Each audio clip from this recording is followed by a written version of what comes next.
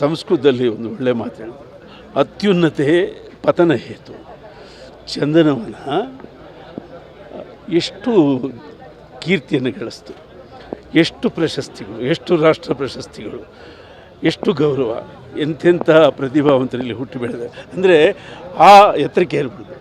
ಅಷ್ಟು ಎತ್ತರಕ್ಕೆ ಏರಿದ ಮೇಲೆ ಎಲ್ಲೋ ಒಂದು ಕಡೆ ಅಲ್ಲಿಂದ ಕೆಳಗೆ ಬೀಳಬೇಕಾಗುತ್ತೆ. ಹಾಗಾಗೋದು ಬೇಡ. ಅಲ್ಲಿಂದ ಬಿದ್ದದ್ದು ಕೂಡ ಮತ್ತೆ ಹೇಳೋಕ್ಕೆ ಚಾನ್ಸ್ ಇದೆ. ಕೇರಳ ಚಿತ್ರೋದ್ಯಮ ಹೀಗೆ ಆಗಿತ್ತು, ಅದು ಈಗ ಉತ್ತುಂಗದಲ್ಲಿದೆ. ಅಂದರೆ ಕೆಳಗೆ ಬಿದ್ದ ಮೇಲಿದೆ. ಚಂದನವನ, ಅದು ಚಂದನವನ ಕಡೆ.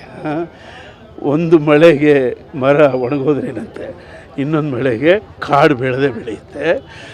ನಾವು ಒಂದು ಸಣ್ಣದಾಗಿ ಯೋಚನೆ ಮಾಡಬೇಕು. ನಾವು ಕಲಾವಿದರು, ಅದರಲ್ಲೂ ಸಿನಿಮಾ ಕಲಾವಿದರು. ನಾವು ಸಿಟ್ಟು ಇದೆಯಲ್ಲ, ಸಿಟ್ಟು ಅದನ್ನು ಸ್ಕ್ರಿಪ್ಟ್ ಮಾಡೋರು ಅಲ್ವಾ. ದ್ವೇಷ ಇದೆಯಲ್ಲ, ಅದನ್ನು ಕ್ಯಾರೆಕ್ಟರ್ ಮಾಡೋರು ನಾವು. ಸಿಟ್ಟು ಅಂದರೆ ಅದೊಂದು ಸ್ಕ್ರಿಪ್ಟಯ್ಯ, ದ್ವೇಷ ಅಂದರೆ ಅದೊಂದು ಕ್ಯಾರೆಕ್ಟರಯ್ಯ. ಆ ಥರ ಸಿನಿಮಾದಲ್ಲಿ ತೋರಿಸ್ಬೇಕಷ್ಟೇ ನಾವು. ನಿಜ ಜೀವನದಲ್ಲಿ ಸ್ಕ್ರಿಪ್ಟ್ ಅಂತ ಇರಬಾರ್ದು, ನಿಜ ಜೀವನದಲ್ಲಿ ಕ್ಯಾರೆಕ್ಟರ್ ಆಗಬಾರ್ದು. ಇದು ಕಲಾವಿದರ ಕರ್ತವ್ಯ. ಓಕೆ, ದರ್ಶನ್ ಅವ್ರನ್ನ ಹಿಂಬಾಲಿಸಿದ್ದೀರಾ ಅಂತಲ್ಲ ಸರ್ ಈ ಕಳಂಕ ಅನ್ನೋದು? ದರ್ಶನ್ ನನ್ನ ಮಗು ಅಂತ ತಿಳ್ಕೊಳ್ಳಿ. ನನ್ನ ಮಗು ಆ ತಪ್ಪು ಮಾಡಿದರೆ ತಂದೆ ಎಷ್ಟು ನೋವು ತಿಂತಾನೋ ನಾನು ಅಷ್ಟೇ ನೋವು ತಿಂತಿದ್ದೀನಿ. ಆ ಮಗು ಕೂಡ ಅಷ್ಟೇ ನೋವು ತಿಂತಾ ಇರುತ್ತೆ.